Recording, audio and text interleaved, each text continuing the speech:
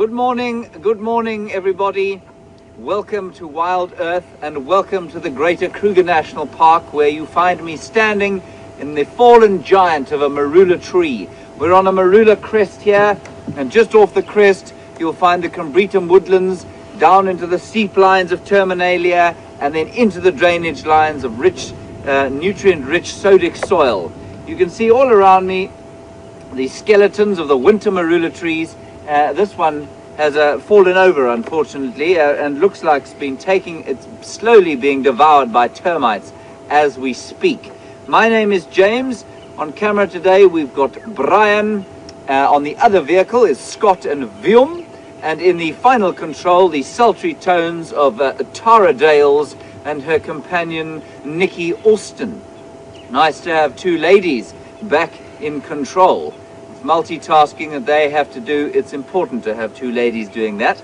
Our plan this morning is to head off to the east and south to see where the Pride of Styx breakaway perhaps crossed out of the property, or perhaps to see whether they're still on the reserve. There are two of them and three little cubs that we had the great privilege of spending a good deal of time with yesterday. Scott is going off to the north to check around to the western boundary, just to follow up on the Nkuhuma Pride and maybe see if there weren't some more leopard tracks of Shadow and her cub. We haven't seen them for a while. If you are new to us and you have stumbled upon this website on this marvelous Friday morning, welcome. We're very happy to have you along. Don't tune out just yet. Put your kettle on, settle in, and have a good time with us. You're about to go on a live dawn game drive. We love to hear from you. We want your questions, your comments, and anything you have to say to us. Hashtag Safari Live or questions at WildEarthTV.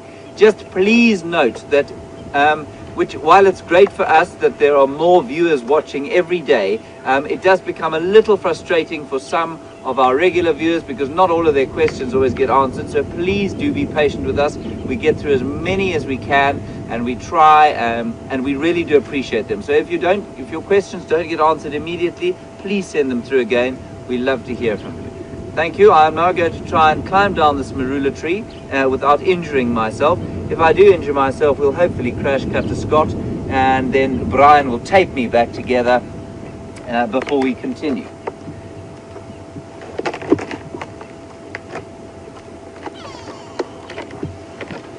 Well, I'd say that was pretty elegantly done, wouldn't you, Brian? Very elegant. Thank you. Right.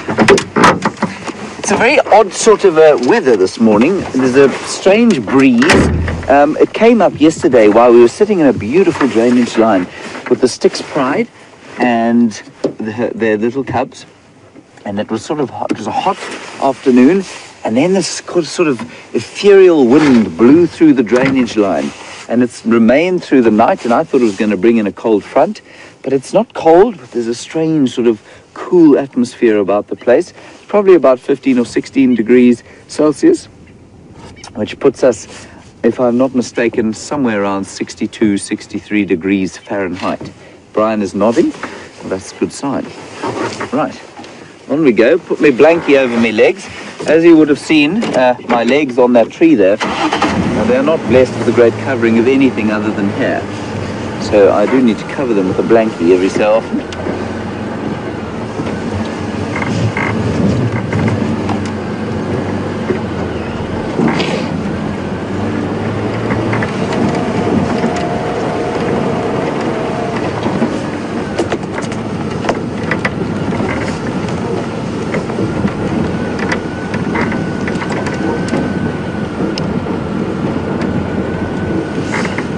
So lovely update from Tammy and Chris, our Zoomies.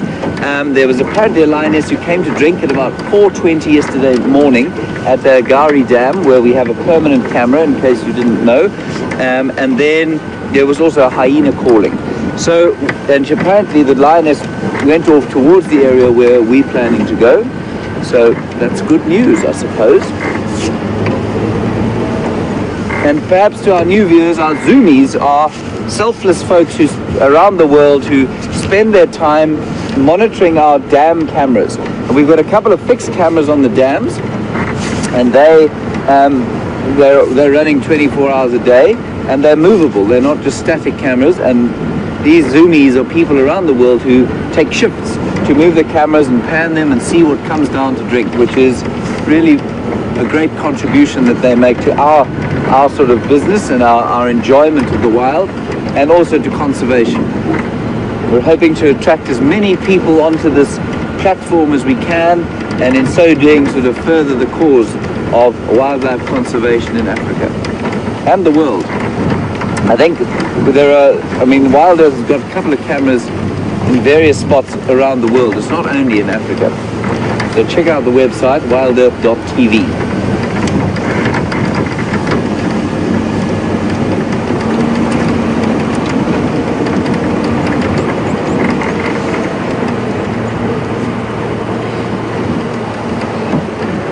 So we're heading down straight towards that water hole where Tammy and Chris saw the lion and heard the hyena, and we'll use that as our sort of launch pad to the morning.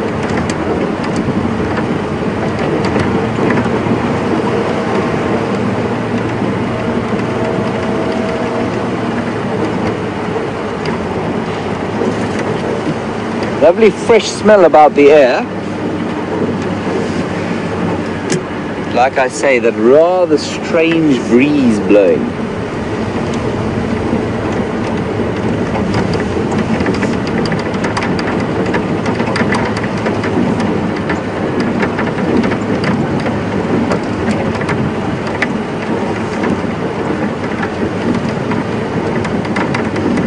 I've just had a report that the weather is not quite what I said it was. I said 16 degrees, apparently it's 14 degrees. And that's probably what it is, mid-slope. Up where we were, it gets a bit warmer, and now down where we were a bit lower down, can be a bit cooler here. And that's 57 degrees Fahrenheit, I think. So we've been past the water now. We're going to continue down sort of west of the drainage line that feeds that waterhole, or is fed by that waterhole, and just see that nothing's crossed this way.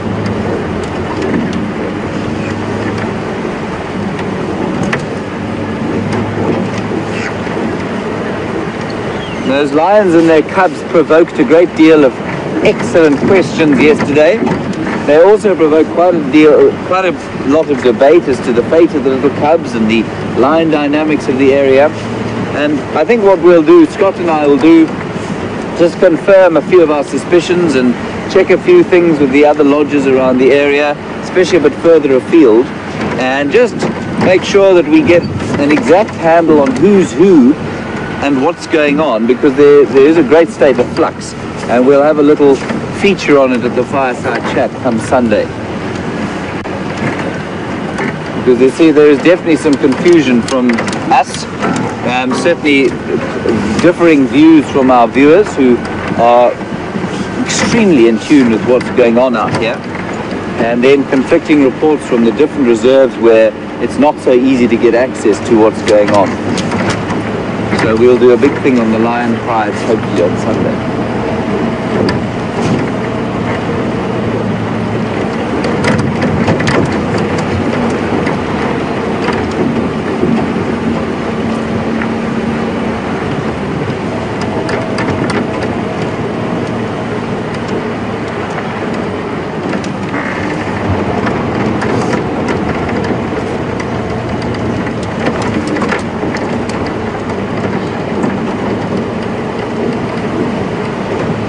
All is quiet this morning.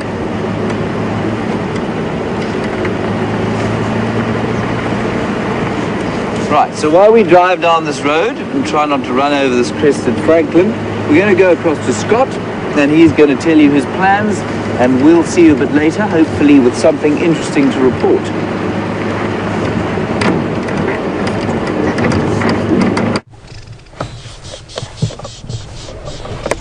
Hello everyone, and welcome on board with myself. My name's Scott, and on camera with me today is VM, and we have headed out to the western parts of Djuma in the hope of finding anything really, but specifically Shadow and her cub Sindile. So this has been an area where they've been hanging around. It's a greater area, it's not a small area, but by driving through this area we've got a chance of possibly finding them, or even tracks of them, or who knows what other animals could be lurking about here. So that's our initial plan this morning. We also plan on heading towards the hyena den site. So we're looking forward to the morning, and it's great to have you on board with us. So without further ado, we shall continue. I believe James has started the morning by using some vantage points which will aid him in seeing further and trying to help find us animals to look at. And you've got to make use of the infrastructure out here, the fallen trees and termite mounds, in order to do that. So I'm glad he's using the facilities available to him. I'm sure he has mentioned it's quite a crisp and cool morning. There's a bit of a breeze blowing, and it should obviously start heating up a little bit once the sun pops over the horizon. It's interesting to see how much later the sun is rising since I left 2 weeks ago. And all these little changes are really interesting to be a part of. Being out here every day and you with us, we get to really get in touch with nature and the cycles and the time of year and what exactly is going on. And we also get in touch with what the animals have been up to, even if we're not necessarily seeing them. And there's an example of that just up in the road ahead of us, where an elephant fed on the bark of a buffalo thorn tree.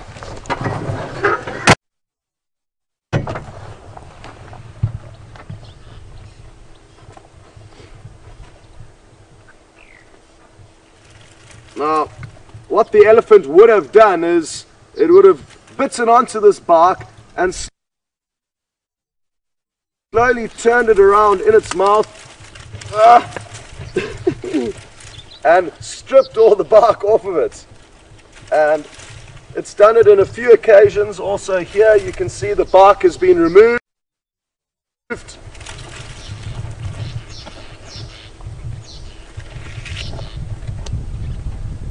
As well as here. So clearly the buffalo thorn, or the bark of the buffalo thorn, is a delicacy at this time of the year, and we often have to clean up after the elephants, which is something I don't mind doing. Thankfully we don't have to remove their droppings, otherwise that would be a full-time job, but occasionally we need to remove the branches of trees that they deposit in the road.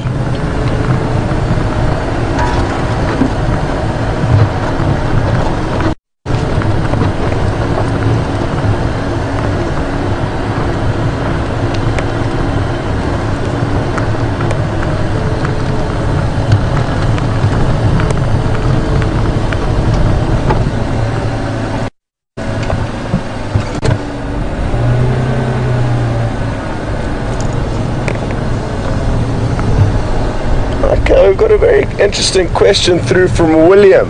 And good morning, William. Welcome on board with us. William said that when he started watching the Wild Earth safaris, he was told that it was difficult or impractical to actually try and track animals. And that's certainly the case, William, because we don't have a tracker on our vehicle, and we don't want to leave you stranded in the vehicle while we wander off looking for tracks or tracking an animal. It does make tracking animals difficult, but not impossible. We can still look for their tracks and get an idea of which direction they're heading in, and circle blocks, and maybe spend very short periods of time off the vehicle investigating where the tracks could lead to. But to be able to track properly, you need time and no distractions. So in our scenario, it's made difficult, but in all the other vehicles that traverse here with their guests, they've all got a tracker. He sits up on the hood of the vehicle and searches for tracks. Once he finds tracks and he determines whether they're fresh enough to follow, then he will take a radio and possibly a rifle and head off into the bush on the trail of the animal. We sadly don't have that privilege, but we certainly can and should check for tracks when we're driving along the road, because it can give us very useful information when it comes to trying to find animals. Thankfully, not all animals require tracking, and sometimes you just bump into them on the road. And just like behind us over here, we have stumbled upon a herd of cold impala. Now, the reason why I say they are cold is their fur doesn't look very chic, and they've got it standing on end to create a thick layer to insulate their body and keep warm, so they appear almost fluffy. And as the morning progresses, they will begin to flatten their fur, and they will look a lot more streamlined, and there'll also be more of a sheen to their coats. But right now they are still warming up. You can see a big male in shot now. He's simply boosting his ego by being amongst all these ladies. It's not actually serving him or the ladies any purpose, because the rutting season has come and gone in the month of May, and it's during that intensive rutting period over basically 1 month that all the impala will do their mating, and that is why I say he's purely here to boost his ego, as he's missed the boat. You saw him let off a little grunt there. That's typical behavior coming out of the rutting season, and they'll perform that funny burping gurgle a lot more during the ruts. And you can see he's still interested in hoping to try and find a lady to mate with, but it's highly unlikely that any of the females will be receptive to him. And what a beautiful morning it is here. The sun, I can see, is just beginning to glow behind us, so in the next 5 minutes or so it should pop up and bathe the wilderness with a beautiful golden light. And hopefully we'll be able to find some other animals to enjoy looking at when that golden light does pierce through.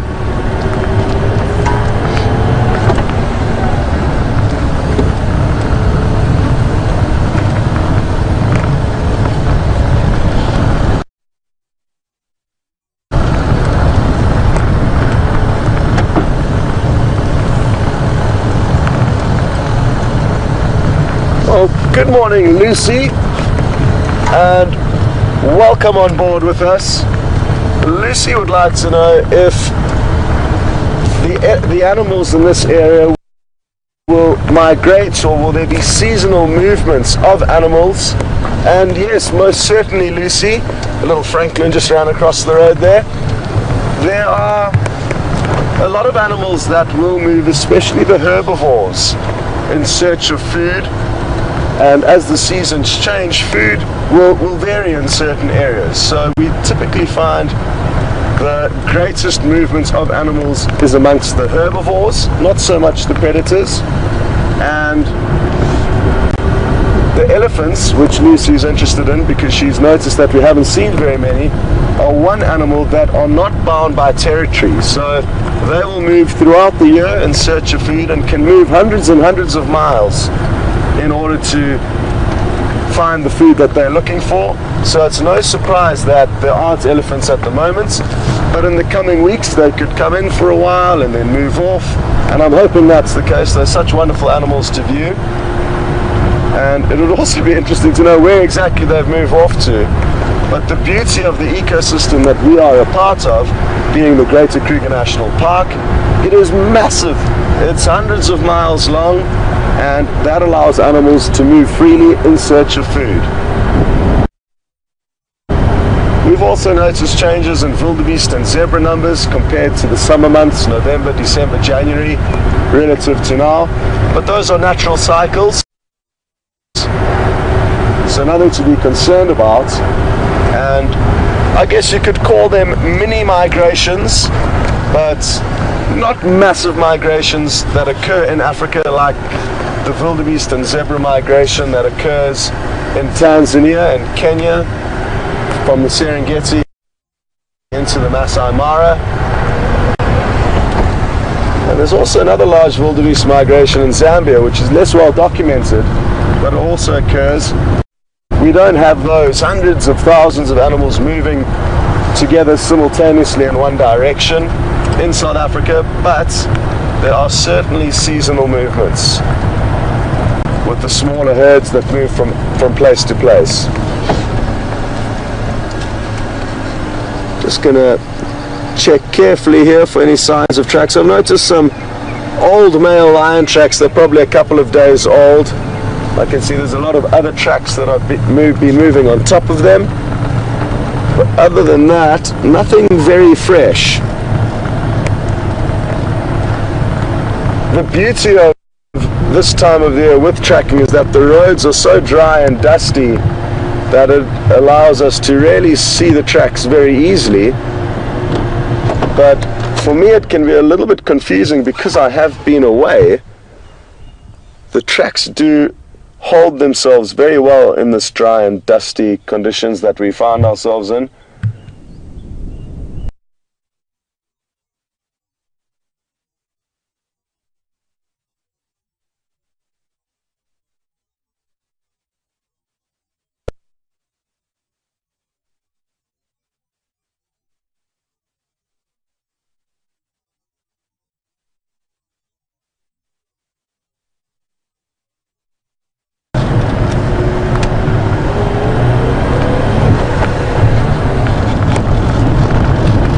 I haven't heard much chatter on the Game Drive radio this morning, so maybe all of the guests have decided to sleep in and enjoy a morning off from safari, who knows? Or maybe they're just getting off to a bit of a later start, but at the moment it's just James and myself searching Djuma for anything of interest. There's a chance I may head across to Arathusa a bit later, but for now we're going to continue on towards the hyena den sites and check in on what's been happening there. The cubs are getting quite large now, the 3 cubs that we've watched go up, and therefore it's making it a little bit more hit or miss whether the den site is active or not, because the cubs are beginning to move with the adults. But it's certainly worth a try, and we could bump into anything along the way.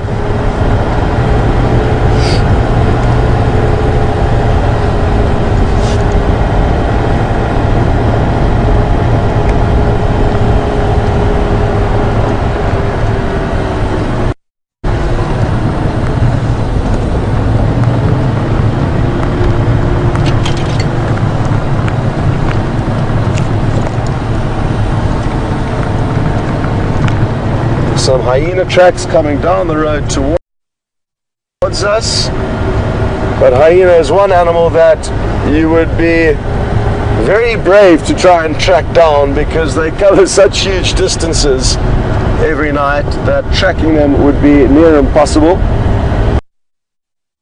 So we are not going to try and attempt that.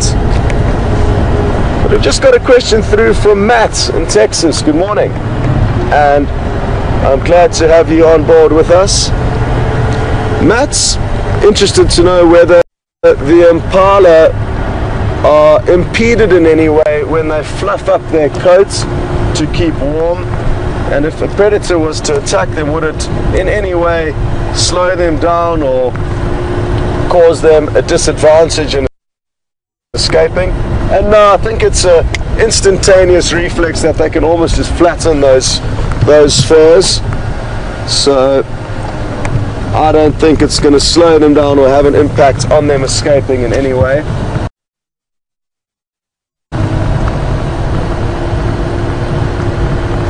It's just going to keep them nice and warm.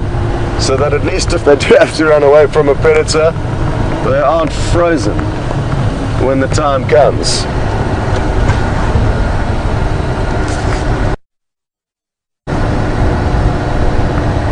Oh, even though the sun is just up over the horizon, it's already casting a warm ray of light towards us.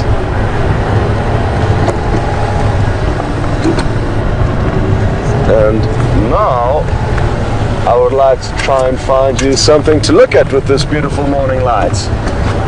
Take it. Oh. Liam's just spotted a duiker, and it looks like we're going to get lucky thanks to his very speedy camera work. And this isn't a sight that we get to share with you very often. Interesting that its one horn is so much shorter than the other.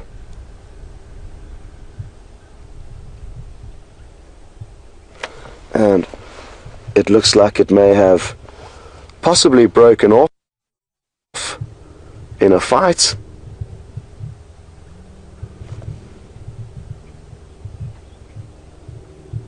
They're such shy antelope, these little duiker, that we often only see them darting off into the bush, and that is what their name means in Afrikaans, one of our South African languages. It means diver, because most times when you see them, they're diving off through the thick vegetation.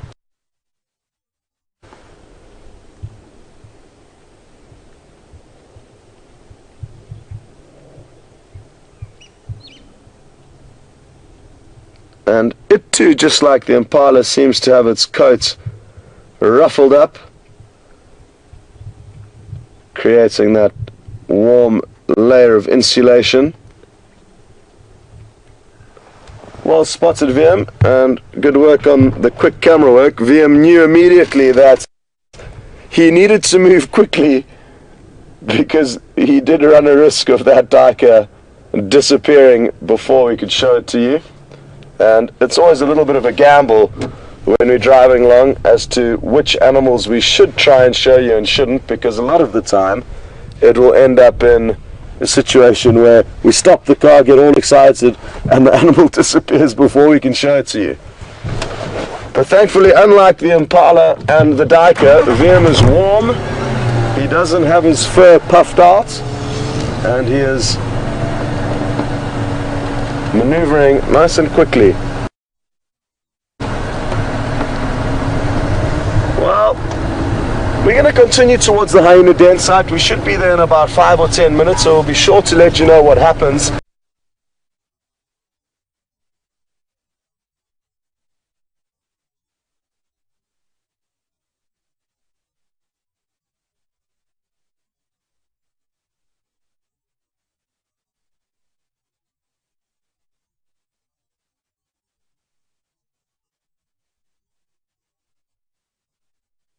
The reserve. I was afraid that both the sticks maybe would have crossed south and the Nkuhuma.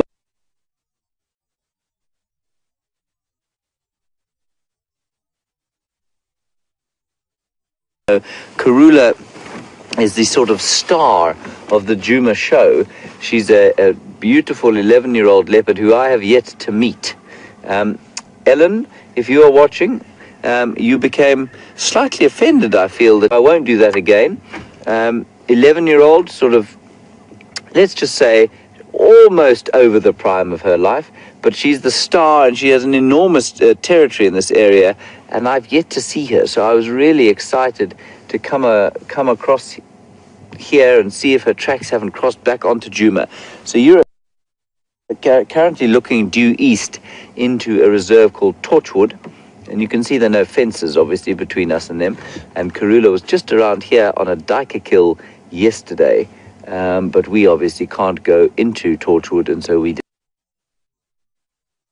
didn't see her.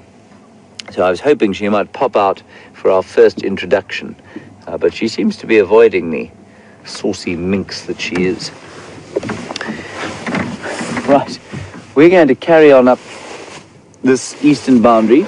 If there aren't any tracks fairly soon, we're going to turn to the west, and which is quite exciting. I'm hoping actually that we won't find tracks on this road, because it will mean that they've crossed out if we do find them.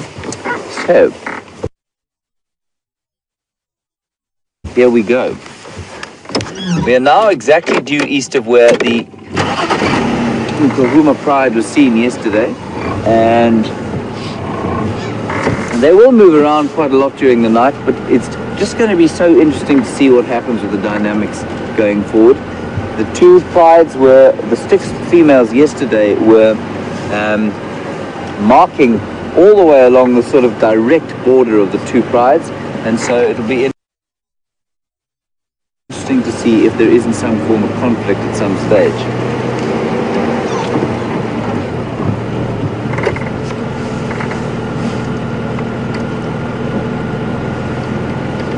Hello Maggie in Vancouver. I hope you're having a marvelous summer's evening, I suppose it must be where you are.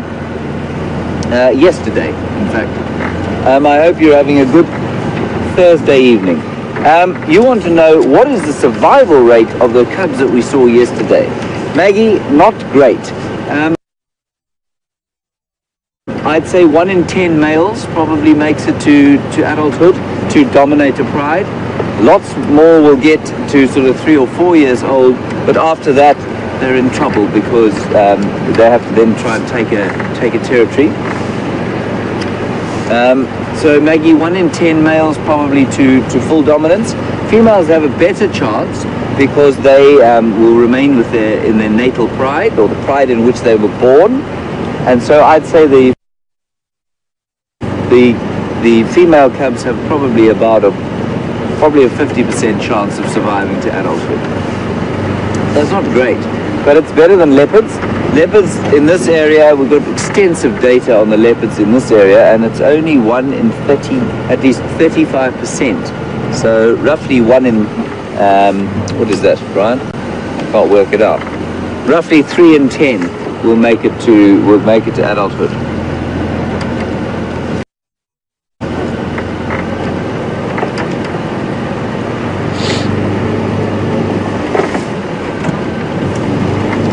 Still nothing, which is encouraging.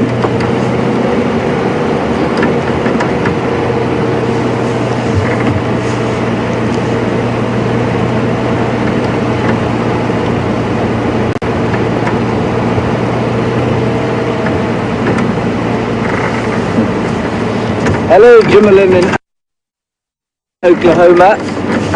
You want to know if I'm not afraid of a surprise attack when I get out of the vehicle to go tracking.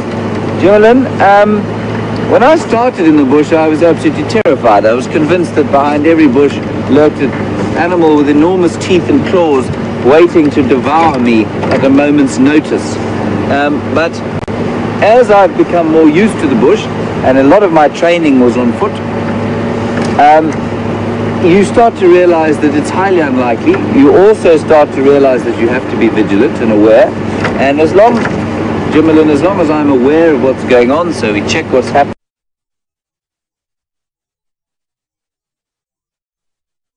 Sort of clear, often very clear reasons for why people who've been killed by big cats, often why they've been killed by them. So often the lion is old, or the leopard's old and sick. Often they've had human interaction before, in either in a sort of zoo or animal park environment, or they've been captured from a wild area like this and reintroduced to a smaller reserve, so they just lose that natural fear of human beings that they have. But in an area like this, nothing's impossible, but it's just unlikely.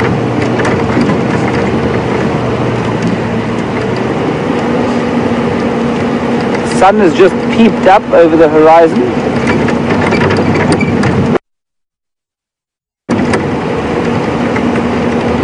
Something ahead there on the road. Might just be a termite mound.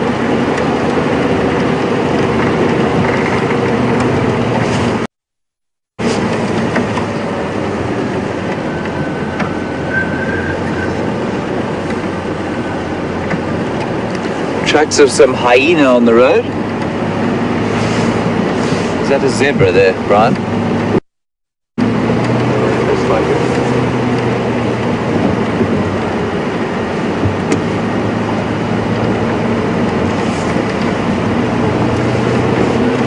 Zebra up ahead.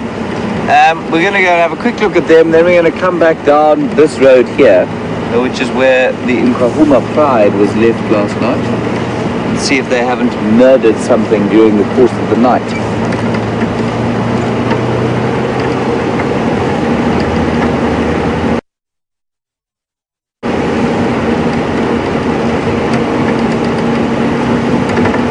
And you'll find those zebras, especially in the morning like this, will come out into, you can see the area around us is relatively clear. It's been cleared as a fire break. There's a big kudu there, but going to the bush. It's been cleared as a fire break, but animals really like it because they can see. And so that's why often that big clearing that I did the opening on, that you first saw me on, is a very popular one for animals because they can see what's going on around the place. A lot of the defense that the animals have out here is visual. And there's people often ask about the smell of predators, and we did an interesting experiment the other day where I stuck my nose into the den of a hyena. Obviously there weren't any hyenas with it, or I wouldn't have a nose anymore. But we stuck my nose right in there. There's no smell at all, and I think that the predators have evolved to have an almost negligible smell, certainly to the prey animals. Right, we're slowly coming up to these zebras. They're not the bravest around vehicles.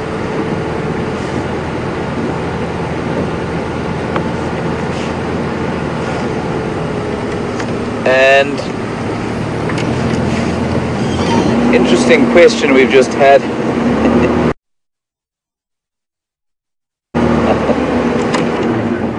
Just while we look at these zebras, a question from the final control: why do leopards have a smell? Well, leopards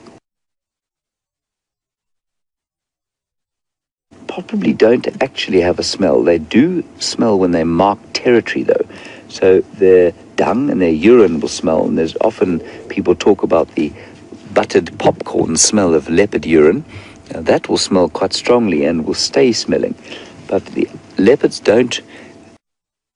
I couldn't tell you what a leopard actually smells like, nor could I tell you what a lion or a hyena smells like, except when the hyena's been marking.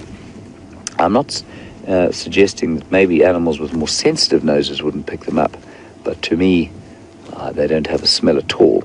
Unlike, for example, a waterbuck, which smells very strongly of musk. These zebra smell a little bit like horses. The giraffe definitely have a distinctive smell. Buffalo have a distinctive smell. So this is beautiful, this very unusual zebra sighting. Wonderful, there are a whole lot of them coming through. Wild dogs, however, smell pungently. So the canids tend to be smellier than the felids, which is the same in your domestic animals, of course.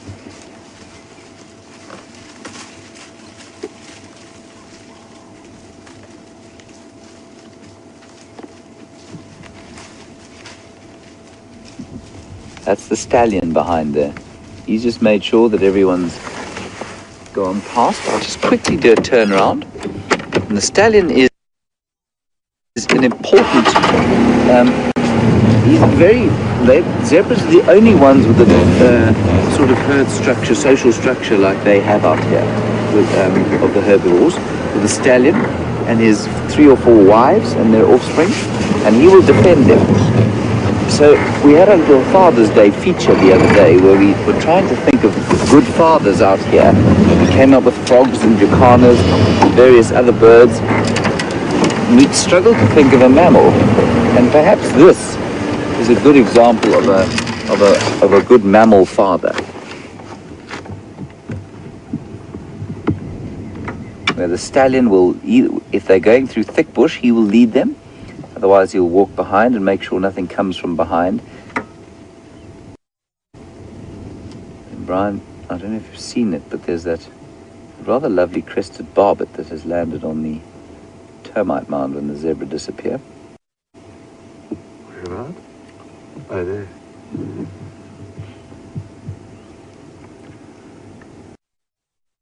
Have been doing exactly as he has. Now, it looks to me like the termites may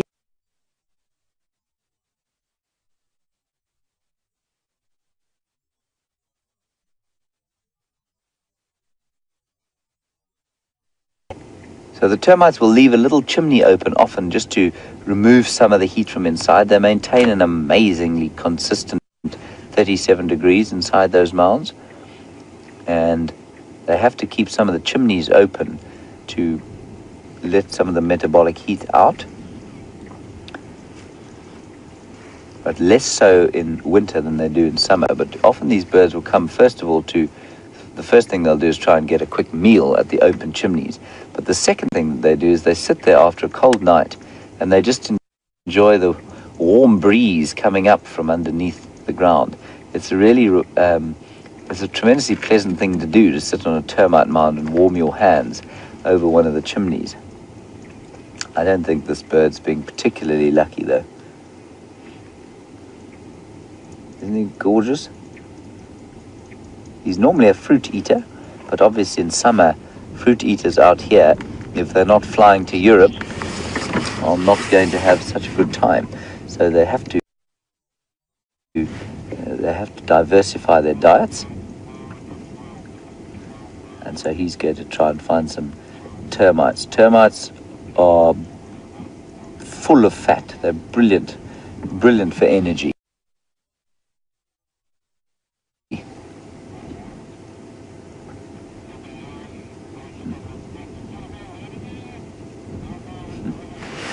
Beautiful.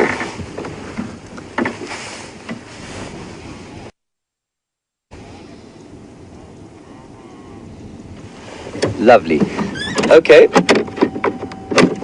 So we're going to carry on. I'm going to take the next sort of road to the west, and then we'll sort of head back south down again and see if we can't pick up some tracks.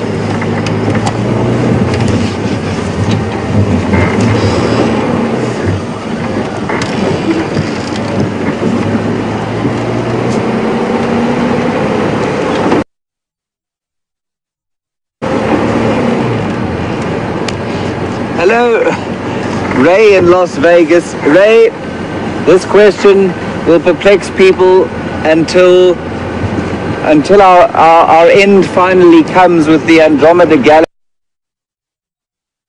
Galaxy meeting our own Milky Way. Are zebras white with black stripes or black with white stripes? In my opinion, Ray, zebras are neither. Their skin is a sort of typical herbivore grey. It's a greyish colour, out of which sprouts black hair and white hair. So if you were to take the skin off, say, an impala, and then pull all the hair out of it, it would be pretty much the same colour, I think, as a zebra skin without the hair on it. So if you're ever in a sort of, what shall we say, we'll just stop here and look at that hornbill. If you're ever in a hackneyed kind of, there's a bit of a bird party going on here. Sorry, Brian, it's fine. There are a couple of birds around here, hornbills and drongos, southern black tits. So, Ray, if you're ever in a sort of a curio shop, which is basically a hackneyed gift store, and they happen to be selling zebra skins, which unfortunately they do quite a lot, go and you can actually go and see it. You can go and sort of move the hair away, and you'll see that the skin is a kind of brownish grey, out of which sprouts white hair and black hair. So zebras are neither white nor black, and now may the debate cease. I don't suspect it will, but that's basically what happens. The hair on the back of an animal does not represent itself.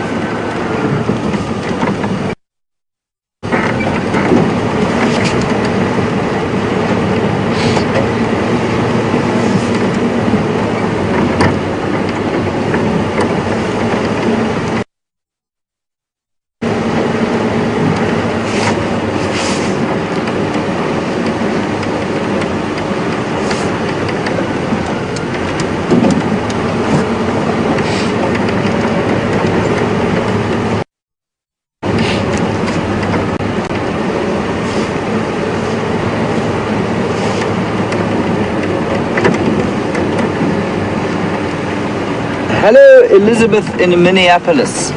You would like to know, and it's another good question and another quite common question.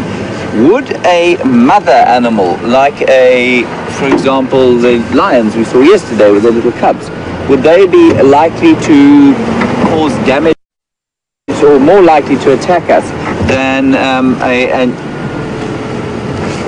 an animal without babies? Elizabeth, I don't like to use the word attack. Would they become more defensive? Absolutely, they may well become more defensive, and so they would become more easily threatened. And if you didn't understand their behavior, the chances of them charging you and becoming dangerous would increase. So absolutely, like you say, a bit like bears. We had the example yesterday of bears in the wild. If bears or with cubs, they're known to be a lot more aggressive to people, and the same goes for the predators out here. The herbivores not so much, because their babies are born what we call precocial. You know, I'm sure you've seen videos of a deer and horses and probably the antelope out here. As soon as they're born, they can stand within sort of 10 minutes. They are faster than human beings within half an hour of being born. So there's no need for their parents to take the risk of an attack. They'll just run off because they know they're faster than we are. So the predators, bit of a different story. Then another nice question from Patricia, who has had an experience at Londolozi, where I used to work, just down the road here, across the Sand River. And she said her guide told her that one of the most scary experiences she's had was, she or he had was from a hippo. And yes, hippo can be pretty dangerous if you don't understand them, A, and B, if you get between them and the water by mistake, they can be very nasty. They actually had an incident there where a guide got into trouble with a hippo. Very competent guide, highly trained and very aware, and very odd incident where the hippo came out of the bush at her, middle of the day. It was totally odd behavior, and she's okay, but yes, it can happen, and a hippo will become immensely threatened if you get between it and the water, because the water is its safety. So as long as you understand that, and as long as you can not be, in between them and the water, you'll be fine. The most important thing, we get a lot of questions about the sort of danger factor and the number of animals that might like to attack us, and aren't you scared of walking, and surely you can't be on an open safari vehicle, a cat's going to jump in and bite your head off and that sort of thing. The crucial thing to understand is that no animal out here is dangerous inherently. Yes, they can become dangerous when threatened, but the chances of being knocked out by something here are so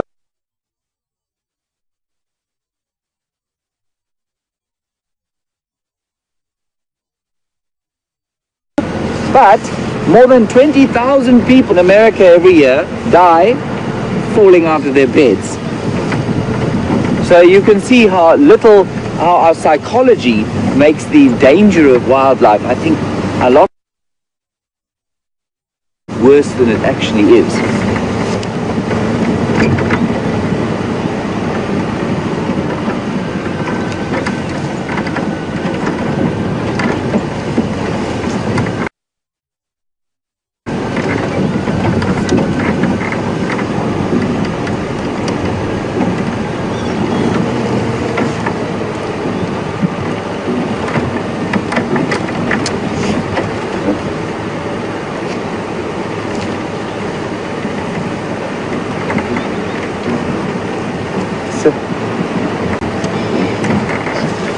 Another nice question from David in Cherry Hill in New Jersey about the man-eaters that patrol our borders in Mozambique.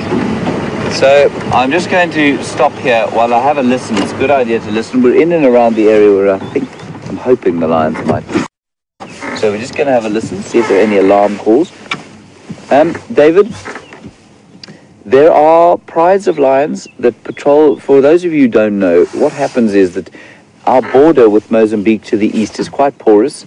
In fact, it's totally porous. You may as well not even call it a border. There are lots and lots of very poor people who live the other side of the in Mozambique there. There are lots in South Africa too. But a lot of people come across here seeking work or seeking some kind of relief from the poverty there. And they cross the Kruger Park. Now, and often at night because it's illegal. And there are prides of lions there that have lost their fear of people because when these people come, you don't want to see a lion at night because that's the lion's time. And then if you run away from a lion, and that's what happens if you're not trained, you might try and run away. If you see a lion, it will chase you. So if you start behaving like prey, that's how they will see you. So there are a few lions along the border that have developed, people say, a taste for human flesh. It's not a taste for human flesh. I don't think we taste better than anything else. I think that we're just so much easier to catch. So once you realize how basically how weak and feeble we are as physical specimens compared to the animals out here, then a lion's just going to pick you off every time if he can. And so that's why lions who do eat people normally have to be shot. So, David, your question is, will they come across to an area like this and pose a danger to people on foot? It's unlikely because lions generally, they're very territorial, so they don't go too far.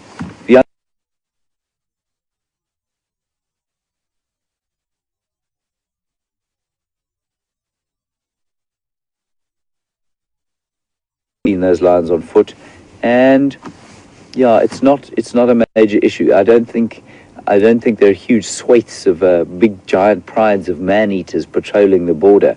There are probably one or two individuals who've learned that we ain't so scary when you chase us down. But other than that, I think it's pretty safe. Yeah, you've always got to be careful. You never take anything for granted. You always walk around here to looking around 360 degrees all the time, mainly because you don't want to surprise an animal. So the key is, nothing out here is inherently going to try and kill you. But if you frighten them and if you threaten them, things change. It becomes a bit different. I'm going to carry on down the road here.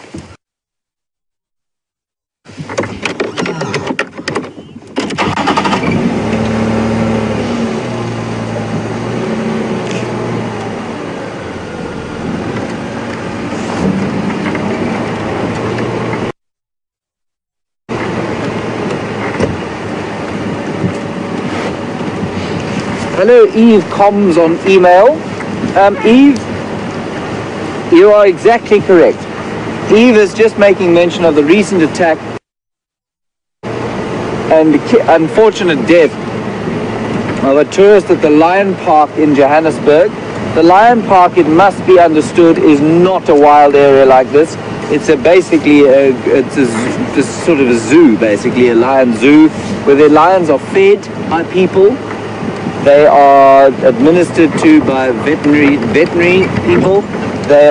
They've been raised from babies often, so they have no natural fear of human beings at all. It's a completely unnatural system, and that's why that unfortunate woman who was not obeying the rules, which is particularly silly on her part, that's why she was killed. It's got nothing to do with normal lion behavior at all. I mean, otherwise, we have sat, Brian and I have been, what, Brian, how close have you been to a lion? So close, he's just indicating, yeah, like a foot away from the vehicle. They don't even look at us.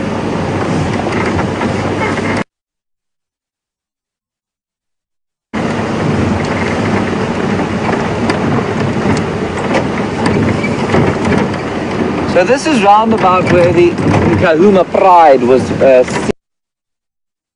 seen yesterday evening.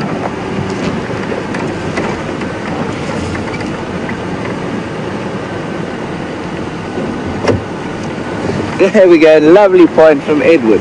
Edward says cows kill between 20 and 30 people a year in the US. So they kill more people than sharks do. Watch out for the next time you go past a dairy herd. Think not on the danger that a buffalo presents.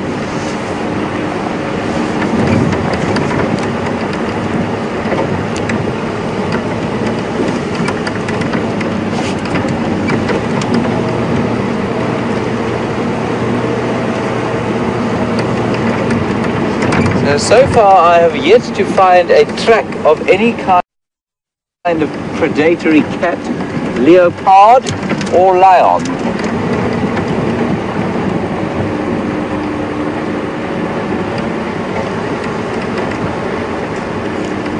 Sort of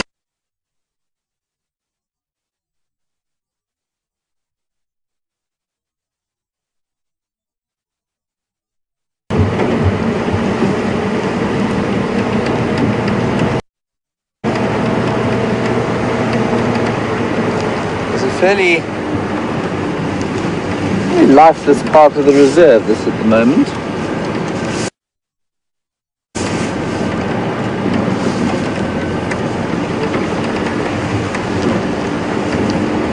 I suppose the one good news is that they haven't disappeared. I'll just stop here and have another listen, Brian. Why don't you just go across to that bush there?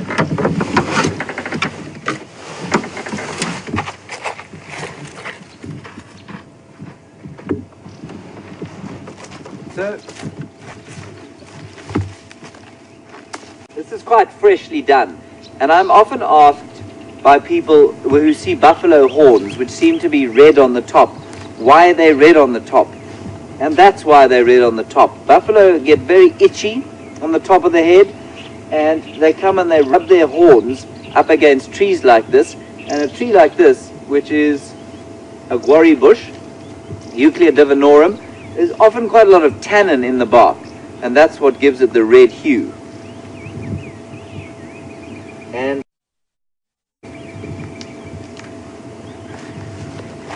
Brian and I the other day tasted some bark from an acacia tree, which the elephants like to eat, and they don't eat this bark. Here you go, Brian. Thank you. And we're just going to have a taste of this and see if there's an obvious reason.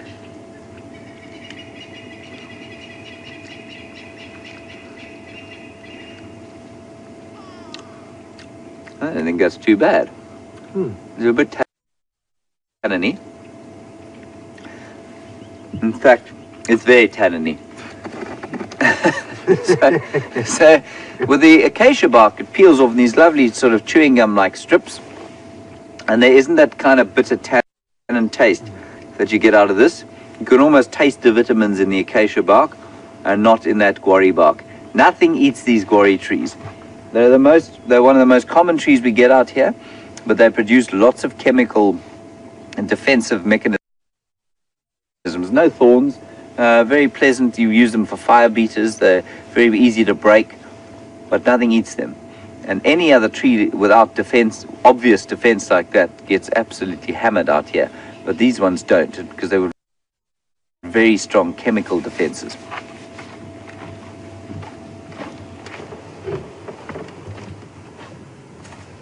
I must say it's a very sort of soundless environment. There is the winter morning chorus, which, as I said the other day, is not so much Beethoven's ninth as his clarinet quintet in the winter. In the summertime, it's much more symphonic. But otherwise, there are no sort of alarm calls. There are no tracks.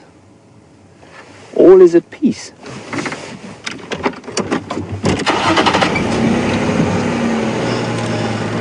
And the medicinal purposes of that guarri bush, there are no sort of medicinal uses that I know of. But there is a traditional use of it. And it's that traditional use that gives the tree its botanical name, which is Euclea divinorum.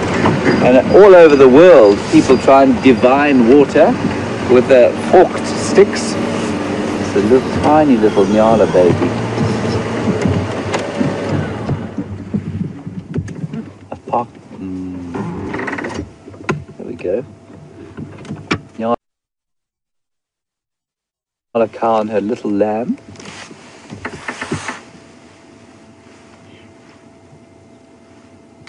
So Euclea divinorum, the divinorum comes from the divining of water. And if you don't know what that means, oh, she's very confiding. Divining water means to walk with a forked stick along the ground, and apparently there's underground water. If you have the talent, or the sight, as they say, the stick will then point down towards the earth when you walk over a stream of underground water. I know some people who swear by it, and others who write it off as a crock of nonsense. I personally do not know.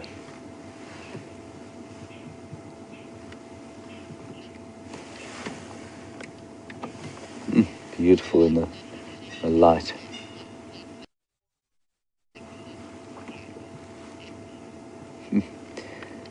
Hello, Edward. You're worried about my health. Thank you very much for that, Edward. You would like to know if I've ever had any ill health from sampling the local produce. By that, I'm assuming you mean some of the plants. I'm pretty careful about it. There is one very poisonous plant called the tamboti, which I avoid.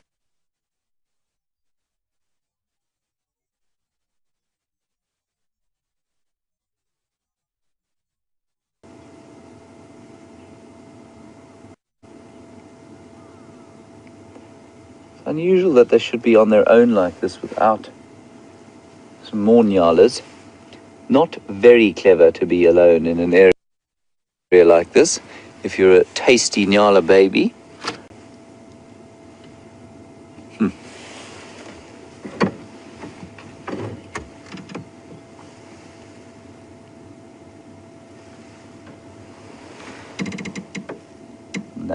That tree that we're on there is a gardenia that come the summertime will make some beautiful, delicious smelling flowers, but they only last 3 or 4 days before they die.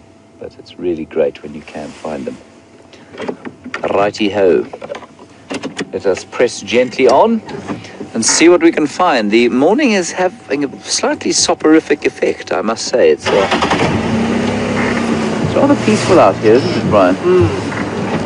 It's not ideal if you're looking for big cats, but certainly very pleasant if you're just enjoying it.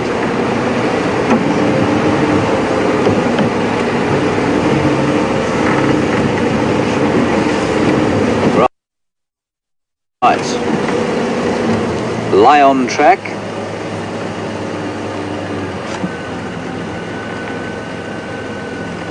Okay, we have tracks of at least one lioness now on the road.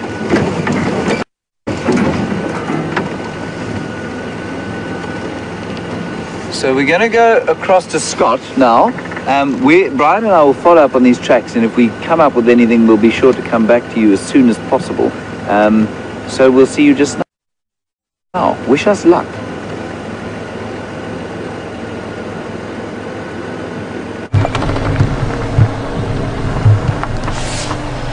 Welcome back, everyone, and I'm sure you've been having a great time with James. It sounds like you've been seeing some interesting animals along the way, and I've just seen another interesting animal called a slender mongoose. It's scurried down into this vegetation on our right, and I'm hoping it's going to pop out for us to see it.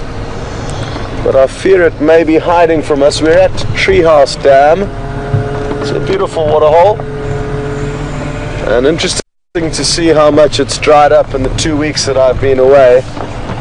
It's losing considerable amounts of water, and unlike twin dams, which we passed by a little bit earlier, there were a few birds hunting there, a saddle-billed stork and a grey heron and some hummerkorps, but for some reason there's nothing here, so they appear to all be concentrating their hunting efforts at Twin Dams. It's a beautiful morning. It's warmed up considerably since I last saw you about half an hour ago, and I'm certainly enjoying the slightly warmer conditions, and I think the animals are as well. Having said that though, we did just pass by a herd of impala and they still had their coats all fluffed up to keep them warm. As VM is showing you now, the only action at this waterhole is underneath the surface of the water, which is no good for us. So we're going to continue and probably head towards Arathusa and see what's happening across there. I've just got a report on the radio that the 2 Styx lioness and their 3 little cubs have been found this morning. All of them are fine and well, and it sounds like they could have actually made a kill last night. Oh, there we go. There's the slender mongoose, warming itself up in the sunshine, giving us a great opportunity to view it. They usually don't hang around, but on this cool morning, it's willing to sacrifice running away to continue basking in the morning sunshine.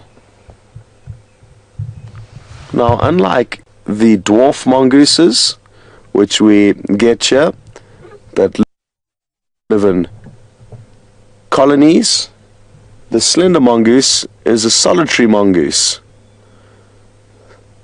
So the slender mongoose and the white-tailed mongoose are the 2 solitary mongoose that we'll get here, and the banded and the dwarf will live in small families. So no surprise to see it on its own. It's got a distinctively yellow tinge and a little black spot on the end of its tail. And just like all of the other mongooses that we get here, they're ferocious little predators that will attack just about anything they can overpower, and snakes are often on the menu. I've seen some incredible footage of a slender mongoose attacking a black mamba, which is a highly venomous snake that you get in this area, and it wasn't the biggest of black mambas that the slender mongoose was attacking, but it was still probably 1.5 meters to about 2 meters in length, so still a big snake, but not as big as they do get. So even though it appears to be fairly cute and cuddly basking in the sun behind us, they can really get to business when need be. I'm interested to see whether it's going to be worth sticking around with it, and by spending time with it now, we'll be reassuring it that we are only here to spectate and have no plans on interfering with its morning. And by investing time with this animal, it will hopefully become more relaxed with our presence, and that way go about its daily business without any concern of us. It would be very interesting to see it going about hunting, and who knows what it could come across and feed on. It seems to be showing a few more signs of life, so I think it might be worth sticking around. It's currently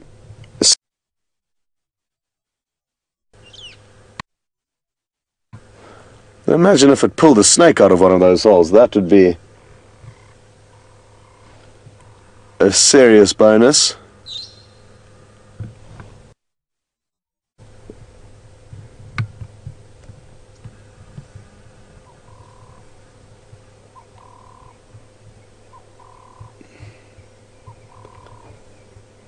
But I think these may be the last few glimpses we have. We are going to continue in the same direction. It's kind of moving parallel to the road, so there's a small chance it could pop out again.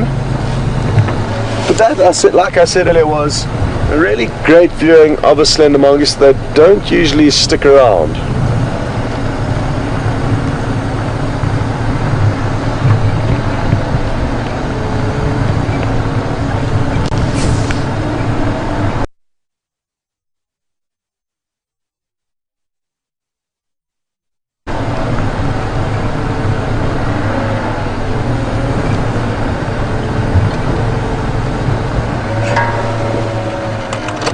Just going to wait here. I can see it. It's not going to be easy for VM, but it could pop out into another clearing. It's just behind the buffalo thorn there, VM, in a little gap. There we go.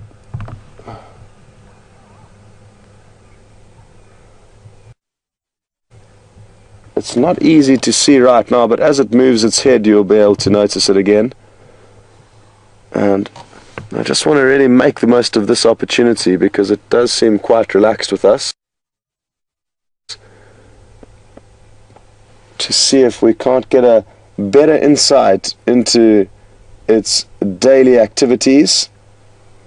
Unlike the other solitary mongoose, the white-tailed mongoose, which is nocturnal, the slender mongoose is diurnal,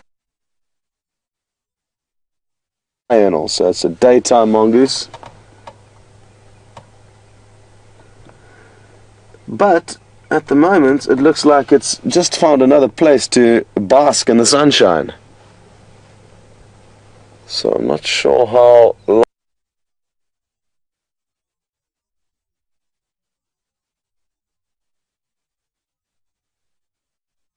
and finding some interesting action.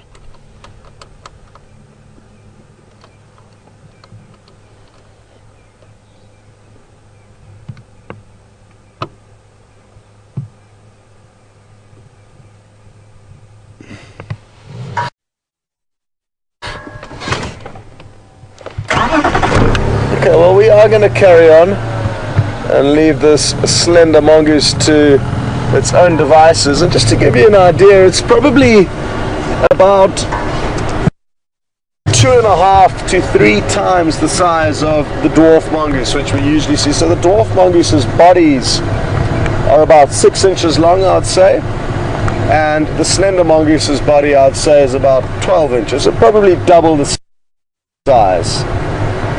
So just to give you an idea, I know it can be difficult for you to get an idea of size, and I hope that gives you a better indication as to how much bigger it is. The white-tailed mongoose is probably 4 or 5 times bigger than that slender mongoose, and the banded mongoose, which is the other mongoose that we see here, but only very occasionally, and I don't think I've ever managed to actually share a sighting of banded mongoose with you, are slightly bigger than the slender mongoose. So 4 very different mongooses all living in the same area, and they differ in size and social structure as well as time of activity, 3 of which are diurnal and the 4th is nocturnal. I believe James could have seen the vultures that I've just noticed across to the right of us.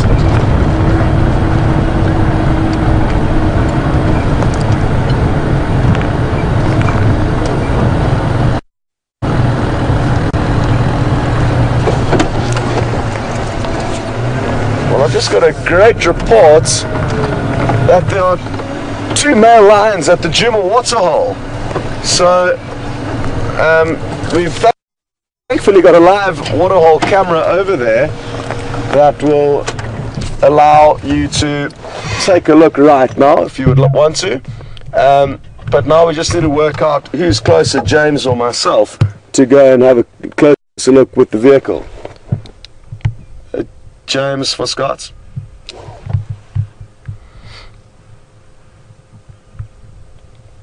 Okay, well, James is off the vehicle, and therefore it's going to be a little bit tricky for me to work out who's closer to the lion, and therefore we will just take you directly there. But before we do that, these are hooded vultures, and they're quite easy to distinguish from other vultures because they've got a very, very thin beak. They're the smallest of the vultures we get here. And they've also got that distinctive little bald head.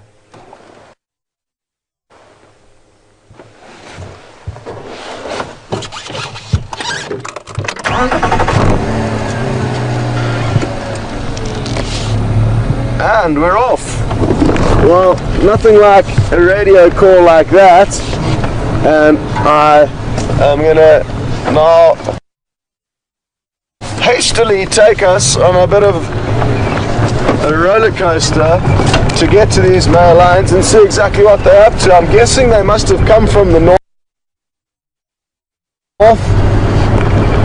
from Buffelshoek, because that's the only area that I haven't checked this morning, and I think James also hasn't checked that area. So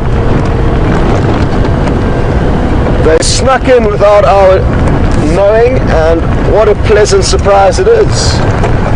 I'm guessing it's two of them timber males, but only time will tell, and I'm sure some of you who've gone across to the Djuma waterhole camera have probably already begun to work out and try and identify which lion they could be.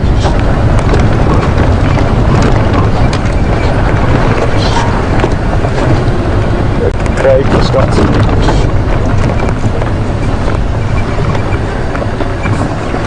Just going to try and update Craig, who's another guide searching this area for any animals, but he doesn't seem to be listening to the radio at the moment, but I will keep trying to let him know. And it'll take us about 5 minutes at a comfortable speed to get us to these lions.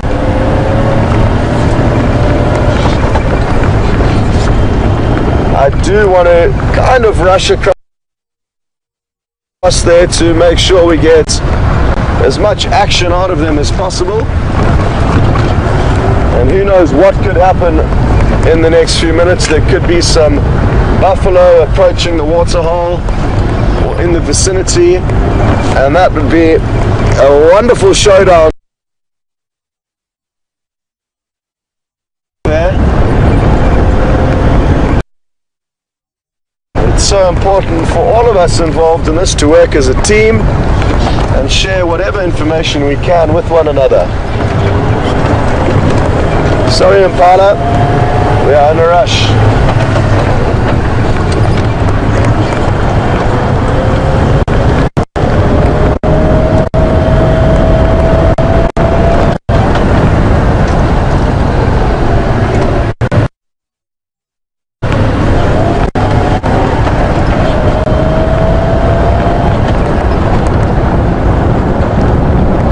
Okay, well, I believe it was Valerie who sent through the first update. So thank you very much, Valerie.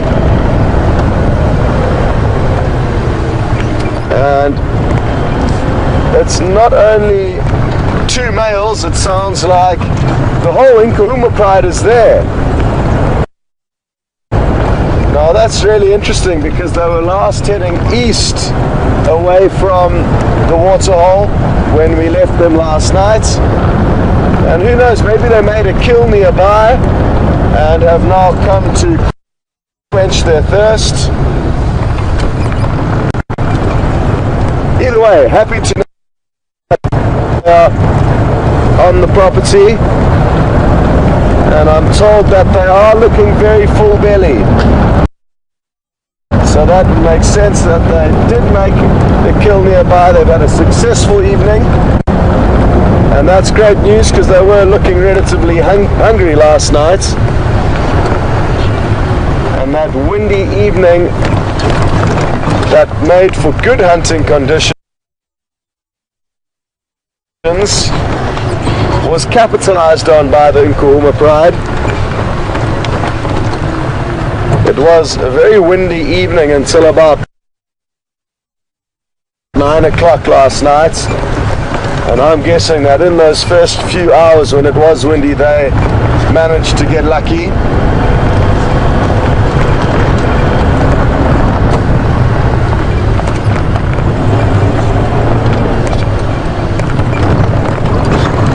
Two more minutes and we'll be there. And it's important that we get there quickly, because if the lion are full-bellied, as soon as they've had something to drink, I'm fairly certain they're going to find some shade, or probably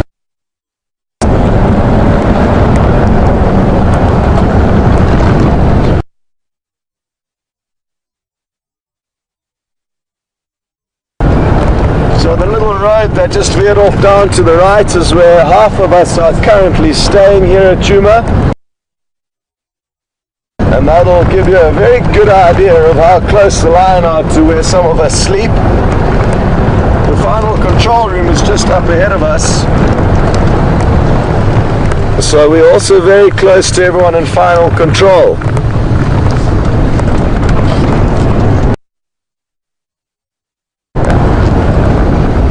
Get ready to get your screenshots, because there's some beautiful morning lights, and I'm sure VM's gonna get you in a great position to fire off some screenshots. And I think it's certainly worth making the most of this before these lions start relaxing, which is what I'm guessing they're going to do next. Awesome, here they are, coming straight towards us. This is going to be magical.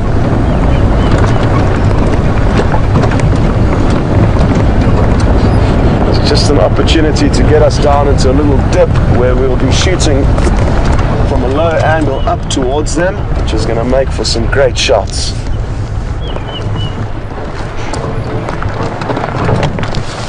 Okay, just need to give VM a moment or two to level off the camera.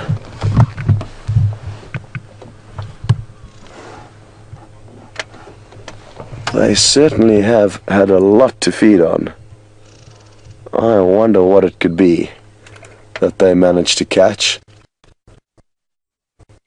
For all of them to be this full-bellied, it must have been something very substantial, possibly even a buffalo. Here come the rest of the pride from the rear.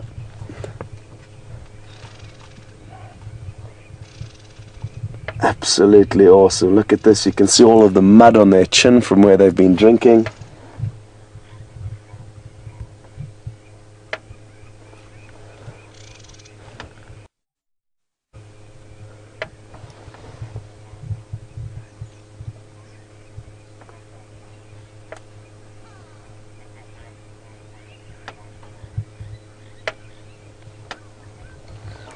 What a pleasant surprise.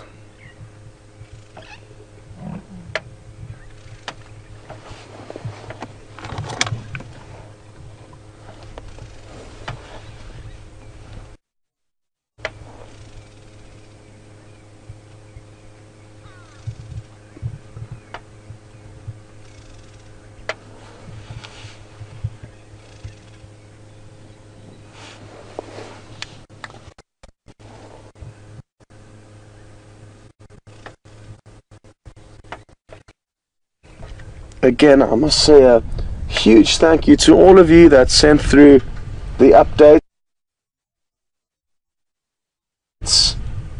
that helped to get us here in time to enjoy this beautiful sighting. And without your updates, we wouldn't be here. So a huge thank you to all of you that sent through messages. There's been a flood of updates coming through.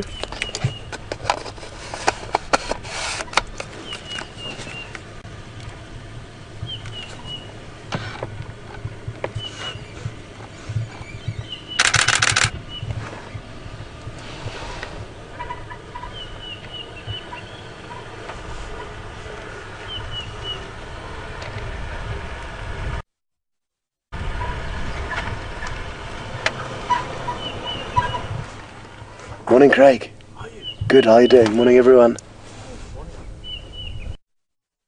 Nah, no complaints.